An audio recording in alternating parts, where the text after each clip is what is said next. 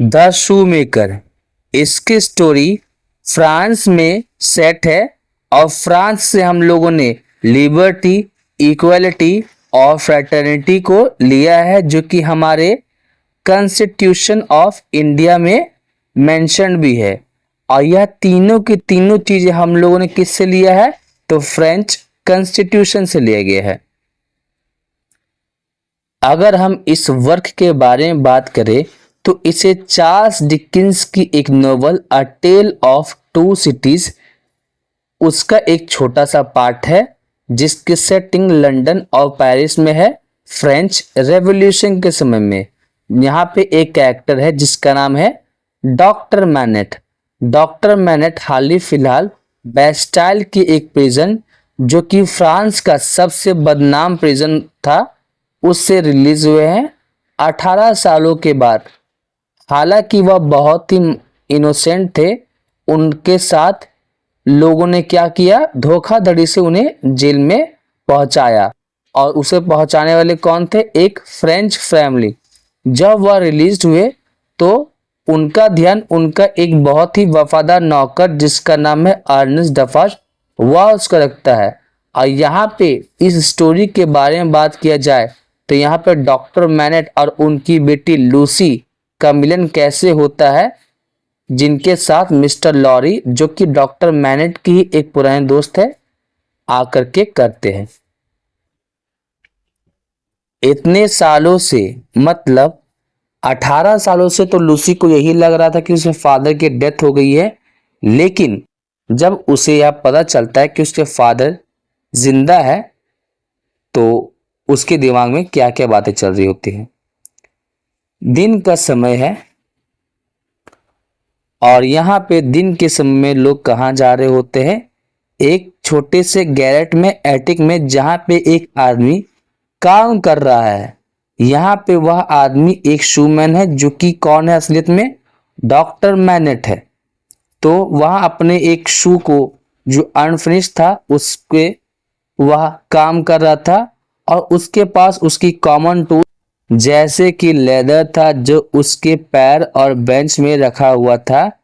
उसकी सफेद दाढ़ी थी और वह पूरी तरीके से छिला कटा हुआ चेहरा के साथ था। बहुत ज़्यादा समय नहीं हुआ था, उसका चेहरा बहुत बड़ा नहीं था, उसके चेहरे धंस चुके थे और उसकी आंखें बहुत ही ज़्यादा ब्राइट थी। उसका शरीर पूरी तरीके से पतला था, उसका चेहरा भी पूरी तरीके से पतला था और उसके आंखों के नीचे डार्क सर्कल्स आ गए थे और उसके बाल बहुत ज़्यादा सफ़ेद थे। ऐसा दिखने में तो नहीं लगता कि इतना बड़ा चेहरा किसी का हो सकता था, लेकिन फिर भी उनका चेहरा इतना ज़्यादा अननेचुरली तरीके से बड़ा था। उनके कपड़े उनके गले के पास ओपन किए हुए थे, जिससे उनके शरीर में जो कमजोरी थी वह बहुत ज़्यादा अच्छे से देखा जा सकता था। वह और उनके जितने भी कैनवस फ्रॉक थे वह ढीले ढाले थे और उनके कपड़े थोड़े फटे हुए भी थे। वह बहुत ही लंबे समय से एकांत में रहे थे और उनके शरीर पे न सूरज की रोशनी पड़ रही थी और ना ही ज़्यादा हवा आ रही थी और उनके कपड़े इस तरीके से खराब हो चुके थे कि पता ही नहीं चल रहा था कि कौन से कपड़े क्या है।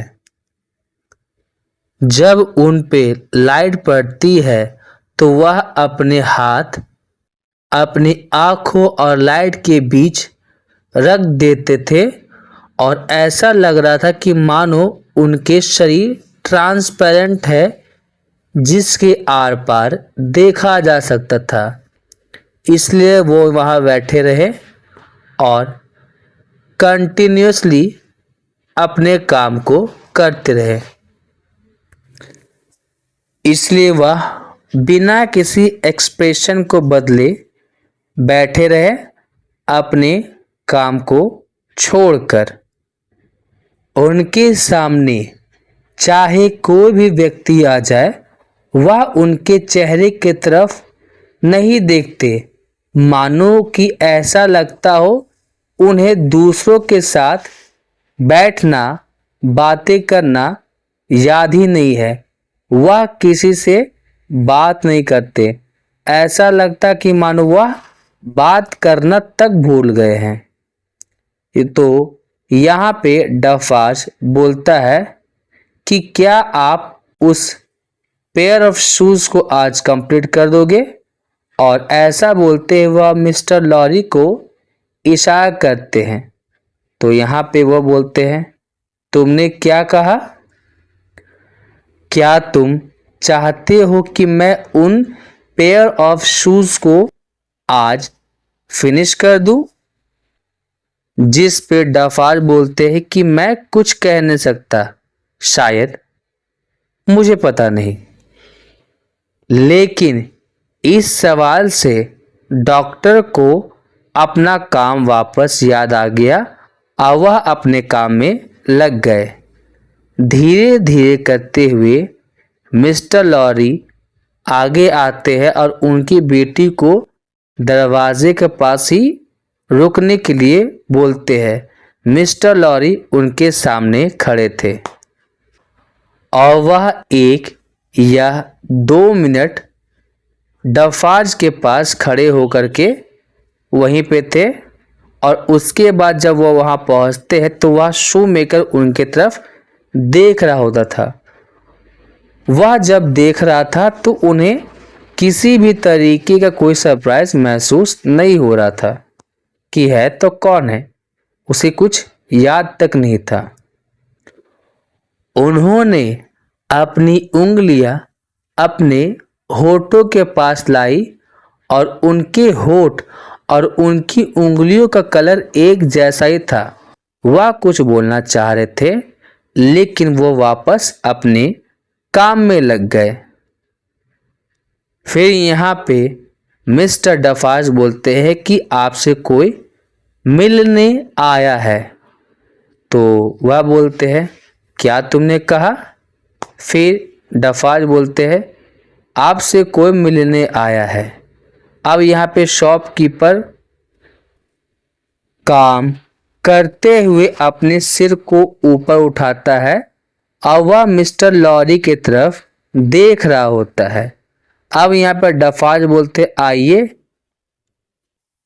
और ऐसा बोलते हैं वह डॉक्टर की तरफ बोलते हैं, यह वह मिस्टर जो बहुत ही अच्छे तरीके से अच्छी शूज को बना सकता है और वह उन शूज को देखने के साथ बता सकता है कि इसने कब और किस समय बनाया था। और ऐसा बोलते हुए वह डॉक्टर के पास से शूज लेते हैं और मिस्टर लॉरी को बोलते हैं, इस शूज को देखिए। तो मिस्टर लॉरी उन्हें अपने हाथ में लेते हैं। अब यहाँ पे वह डफाज बोल रहे होते हैं कि मिस्टर बताइए यह किस तरीके का शूज है और इसे बनाने वाले का नाम क्या है। अच्छी देर तक खामोशी रहती है और शू मेकर के जवाब देने से पहले वह बोलते हैं, मिस्टर लॉरी कि मैं भूल गया, आप क्या मुझसे पूछ रहे थे? जिस पे मिस्टर लॉरी बोलते हैं, मैं यह कह रहा हूं कि क्या आप बता सकते हो यह किस तरीके का शूज है, ताकि मिस्टर को कुछ जानकारी हो। जिस पे मिस्टर लॉरी बोलते हैं, यह एक लेडी शू है, एक यंग लेडी का, जो कि अभी प्रेजेंट टाइम का है। मैंने इस तरीके शू नहीं देखा था और इसके पैटर्न्स भी बहुत ज़्यादा अजीब है। यहाँ लोकली इस तरह के शूज़ नहीं मिलते हैं और ऐसा दिखाने की वह कोशिश कर रहे हैं कि उन्हें इस शूज़ पे बहुत ही ज़्यादा अभिमान है। अब यहाँ पे डफाज बोलते हैं कि इसके मेकर का नाम क्या है। इसी बीच में उस शू मेकर का काम खत्म हो गया था।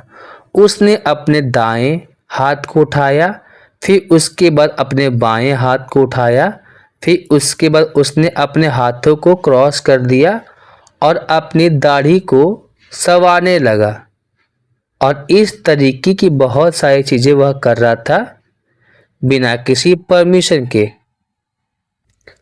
अब यहाँ पे जब शू मेकर अब बोलते हैं कि क्या आपने मुझसे मेरा नाम पूछा, जिस पे वह बोलते हैं हाँ मैंने पूछा था, तो वह बोलते हैं कि मेरा नाम है 105 नॉर्थ टावर।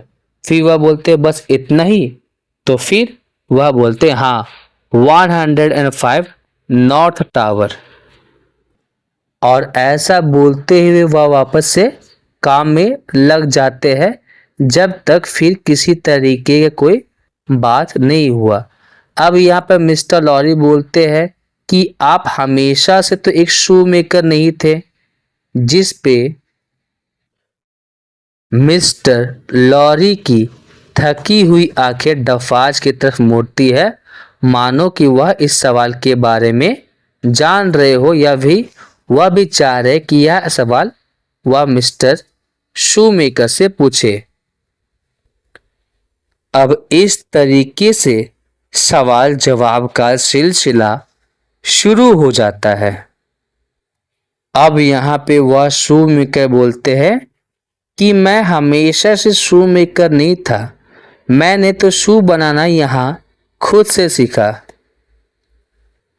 इतना बोल करके वह फिर शांत हो जाते हैं। कुछ समय के बाद वह सोचने लगते हैं कि उन्होंने इन सब चीज़ों को कैसे सीखा था। फिर वो वापस उनके सामने फिर वह बोलने शुरू कर देते हैं। वह बोलते फिर शांत हो जाते, फिर बोलते, और ऐसा करते वह पिछली रातों के बारे में वह बात करने लगते हैं। वह शू मेकर मतलब डॉक्टर मैड बोलते हैं कि मैं तो खुद को ही सिखाने में छोड़ दिया था कि मुझे जो सीखना है मैं खुद सीखूंगा, और तब से मैं शू बनाना सीख रहा हूँ। और ऐसा बोलते हुए वह उस शू को उठा लेते हैं जिस पे वह काम कर रहे होते हैं। मिस्टर लॉरी कहते हैं, मिस्टर मैनेट, क्या आपको कुछ भी याद है? अब इस बात को सुन करके वह शू जो उनके हाथ में था वह गिर जाता है। फिर मिस्टर लॉरी बोलते हैं, मिस्टर मैनेट, क्या आपको इस आदमी के बारे में कुछ भी याद नहीं है? इसके तरफ देखिए, मेरे तरफ देखिए। क्या आपका कोई पुराना ओल्ड बैंकर या कोई पुराना बिजनेस या कोई पुराना नौकर या पुराना समय कुछ भी आपके दिमाग में याद आ रहा है? इन सारी बातों को सुनने के बाद डॉक्टर मैनेट पूरी तरीके से स्थिर हो जाते हैं। वह मिस्टर लॉरी की तरफ देख रहे होते हैं, वह मिस्टर डफाज की तरफ देख रहे होते हैं, मानो कि वह सुन्न हो गए हैं। और धीरे धीरे करके उनको कुछ याद आने लगता है। फिर उन दोनों ने उनको बताया कि धीरे धीरे उन्हें अपने पुराने समय की बातें याद आ रही है। वह पूरी तरीके से धुंधली थी, लेकिन धीरे धीरे वह याद आ रही थी।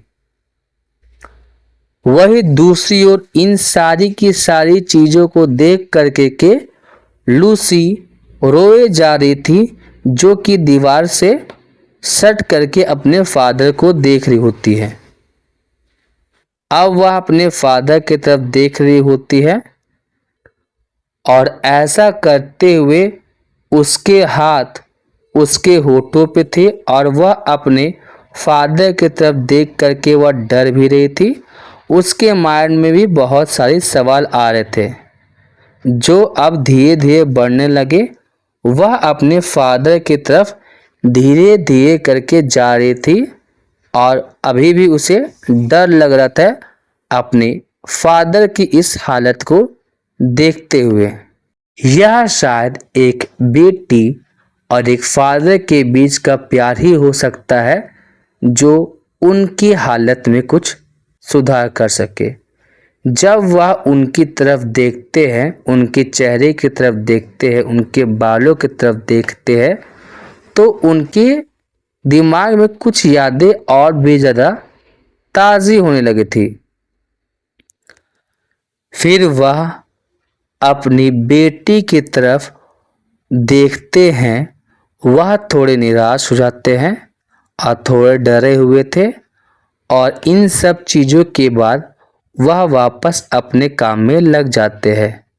अब यहाँ पे डफाज धीरे से बोलते हैं कि क्या आपने उसे पहचाना? जिस पे डॉक्टर बोलते, हाँ थोड़ी देर के लिए, मुझे तो इस बात की उम्मीद ही नहीं थी, लेकिन मेरे पास बहुत सारे सवाल उस समय आ रहे हैं और अब मुझे समझ भी नहीं आ रहा है कि मैं क्या करूं, लेकिन अब धीरे धीरे करके मुझे कुछ कुछ याद आ रहा है। अब वह उधर से मूव करते हुए वापस अपने फादर के पास बैठ जाती है।